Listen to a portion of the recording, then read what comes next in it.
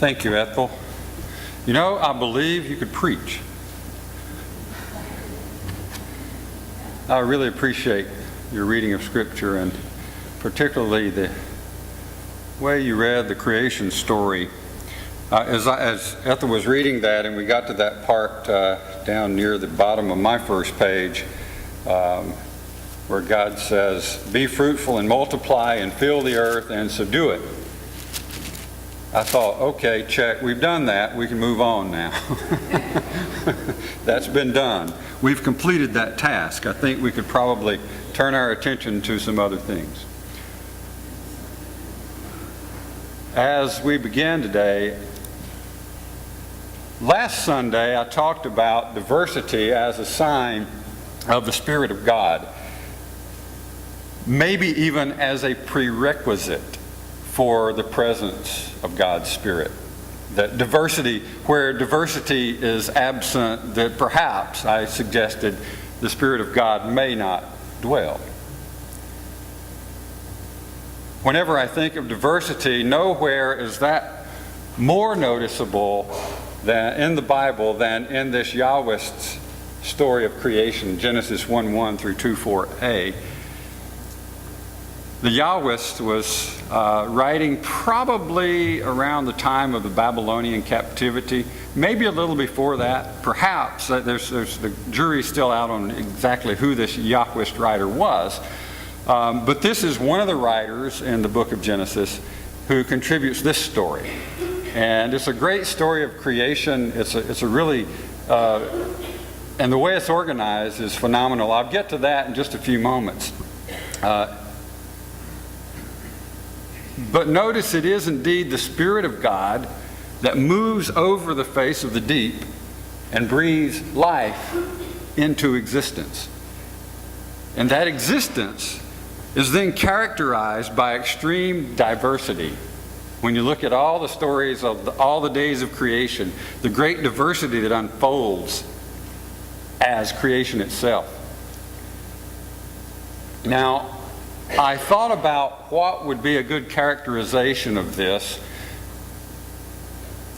If I could think of some man-made thing that even comes close to this kind of diversity.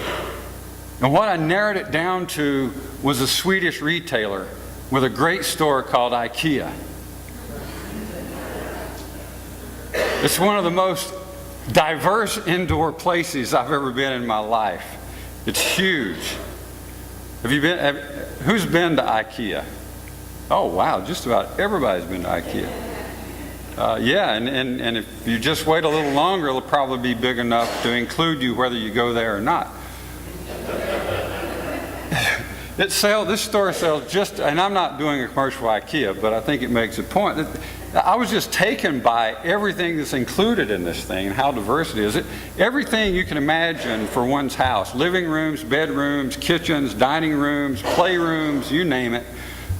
This place has it, and it has just about anything that you can think of putting in any of those rooms in your house. It has a cafeteria, for crying out loud. So you can go in the morning, eat breakfast, and then go shopping, come back for lunch and shop some more, and then eat dinner on your way out. Literally. And the food's not that bad either. The place has a nursery. It has a nursery. You can drop off your children for child care if you want to ditch your kids, or even your husband. You can ditch your husband too. There's a nursery for your husband in this store. I missed that. Yeah, it's a bar. Yeah, you're right. I wasn't going to say that. And you will think you have walked over the entire surface of this planet when you come out of there about 8 hours later. But they've done a great job of catering to the diversity of people who walk in their doors and all the needs that might be present in someone's mind that might hamper them from doing what IKEA wants them to do, and that is shop and buy stuff. They've created a space of great diversity that caters to the largest number of people possible.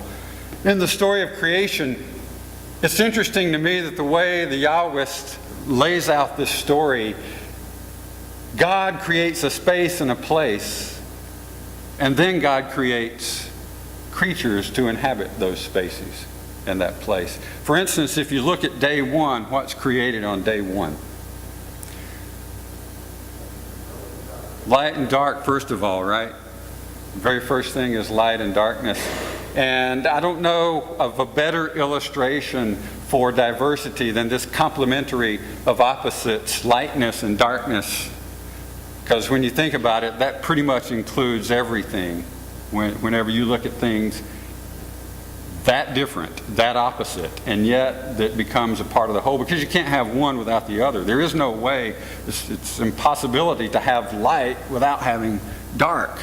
And notice that in this story, darkness isn't counted bad. In fact, it's proclaimed good right along with everything else in the story. So it's a whole, and it's an opposite, but it's a complementary dichotomy in that way. So day one is light and darkness. What about day 4?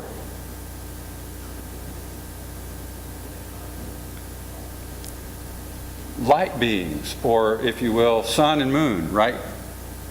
Or things to inhabit the light, the sky.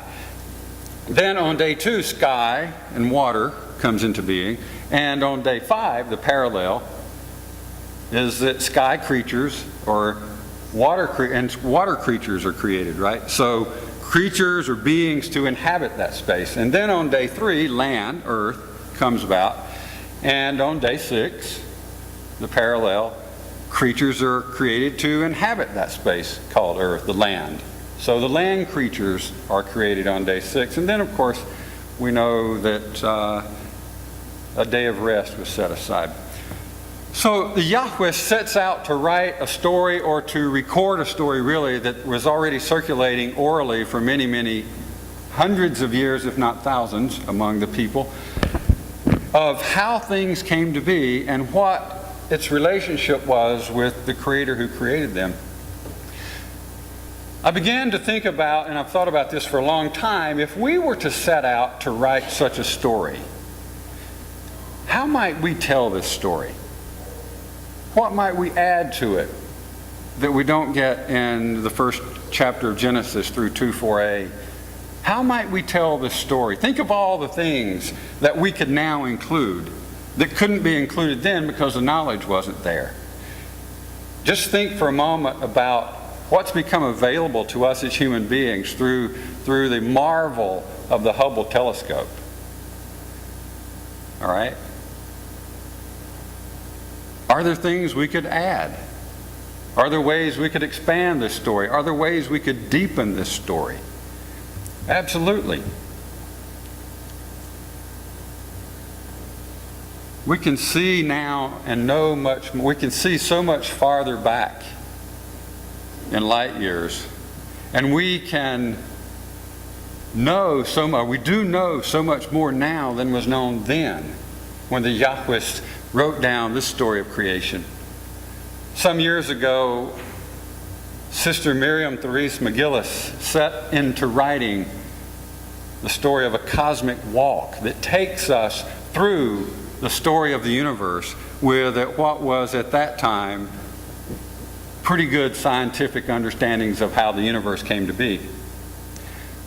And I want to read you just a little bit of that story as told by one of my former teachers, Larry Edwards, who himself is a physicist and cosmologist, I think, at Harvard. Here's the way he begins. In the beginning was the mystery. Through the mystery, all things came to be. Not one thing had its emergence except out of mystery. Out of the mysterious chaos some 13.8 billion years ago, time, space, and energy stabilize into the gift of existence. Our universe is born hot and tiny.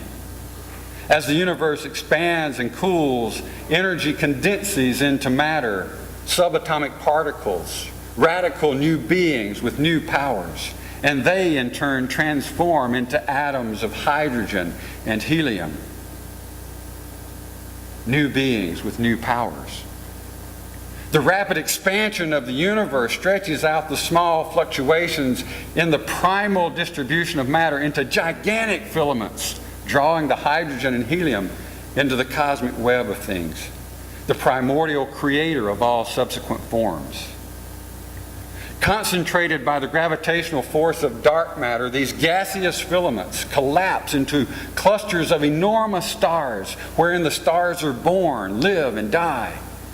As they live, stars transform their hydrogen into helium, into heavier elements, carbon, oxygen, aluminum. Large stars, in their death throes, become supernovas, giving out to the cosmos their precious gifts of selenium, tungsten, uranium. Supernovas are the mothers of the universe, creating in their wombs the seeds of life. Birth, death, and resurrection are an ancient theme of the universe. The largest stars become black holes, beings with such enormous gravitational power that they shape the merger of the star clusters into giant galaxies we see today. I'm going to stop there because there's several billion years to pass yet before we even get to human beings coming on the scene. In fact, we're like the last little thing in this unfolding over 13 billion year story of creation. I love the way this story tells it, begins to put it, helps us think about it a little differently, more deeply, in a more ancient way even than before. I think it ought to be added to our mythological vocabulary for our religious story of creation. The question then becomes, as it was with the Yahwist, with that story of creation, what do we do? What do we do as human beings with such a diverse story of creation? What do we do? How do we respond to God's creativity in the universe? What's our place in it? This question has been asked since before human beings developed the ability to imagine a story of creation. In the Yahwist account, earthlings are created last and are given responsibility for keeping the creation, in essence, caring for creation.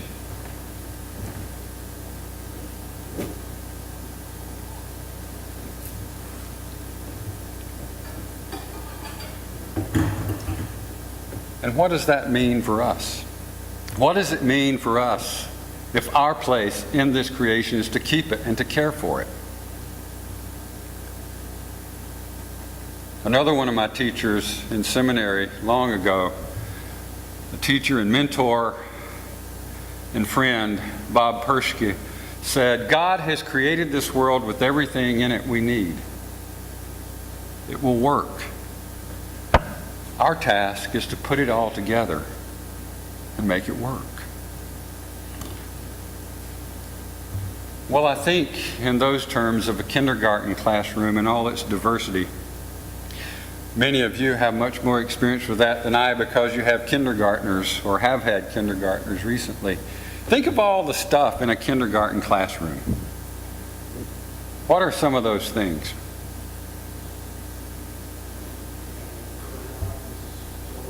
Toys, tools, coloring books. Come on, mothers, some of you know this. Lights, blocks, Play-Doh, musical instruments. Usually a mess. What? Gerbil, yeah, gerbil. Other kids, exactly. Recess. Okay, I got it, Wyatt. Chairs, tables, but plenty of room, right? Room to do what? Room for thinking and playing. Colors, soft creatures, toys, tools to stimulate thinking and playing and physical activity, physically, emotionally, psychologically, intellectually, developmentally, even spiritually and religiously, and of course socially. All that is going on in that classroom. It's like a microcosm of the universe. Everything's there. And what's the task of a kindergarten classroom, or any classroom for that matter?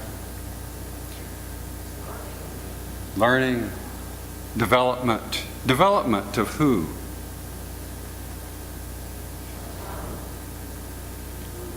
The child, the group, the individual, right? In the context of the community. So there is both an individual developmental aspect to it as well as a communal aspect, social aspect to it. To develop individually, socially, to be able to work on oneself and to work within the group together. And of course, you remember the way Robert Fulghum puts this, everything I need to know I learned in kindergarten, which was, I'll just run through them real quickly to remind us of how simple it is. Share everything. Play fair. Don't hit people. Put things back where you found them. Clean up your own mess, Jim. Don't take things that aren't yours. Say you're sorry when you hurt somebody. Wash your hands before you eat. Flush. Please, warm cookies and cold milk are good for you. Live a balanced life. Take a nap every afternoon. When you go out into the world, watch out for traffic, hold hands, and stick together. Be aware of wonder. Remember the little seed in the styrofoam cup? The roots go up and down, and the plant goes up, and nobody really knows how or why, but we're all like that. Goldfish and hamster and white mice and even the little seed in the styrofoam cup, they all die. So do we.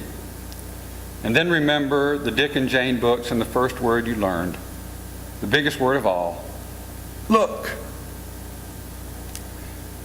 Of course, the thing about a kindergarten classroom or a large store or even the universe or any gathering of people is when things are working well, there's no need or at least little thought for improvement or how things or people are relating. It's just taken for granted to some degree. It's when things don't seem to be working so well that we begin to ask the questions about what could be changed and how.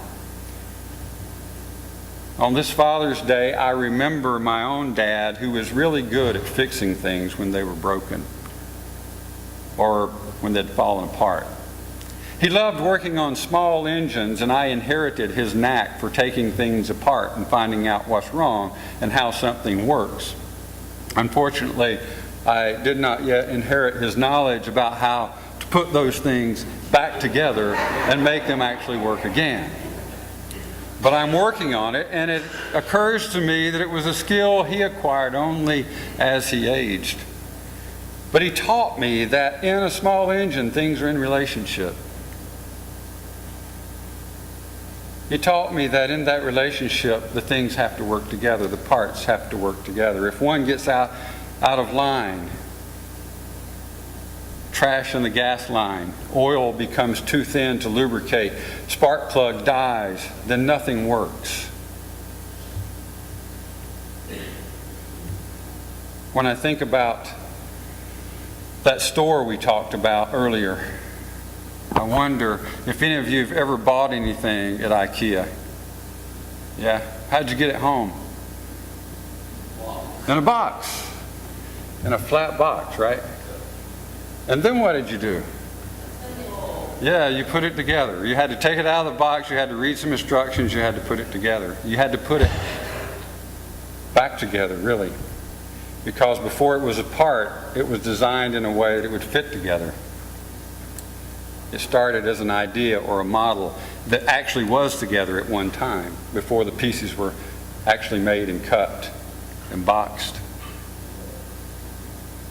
And likely before you bought it, you knew there was going to be some assembly required. A desk in a flat box is transportable, but until it's assembled, it cannot fulfill its purpose for being. My dad would have loved that store and all its stuff and everything there was to put together. I remember my first bicycle was brought home when I was 7 years old in a flat box. We opened up the box on the ground in front of the steps and by the front porch of the house. And we took the parts out and put them together. I like to think I helped. I really just watched.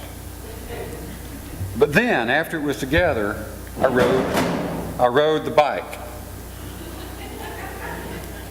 Now, that's important because I'm getting to a part where you're going to see why. But the bike wasn't complete until put together, and it didn't fulfill its purpose until it was ridden.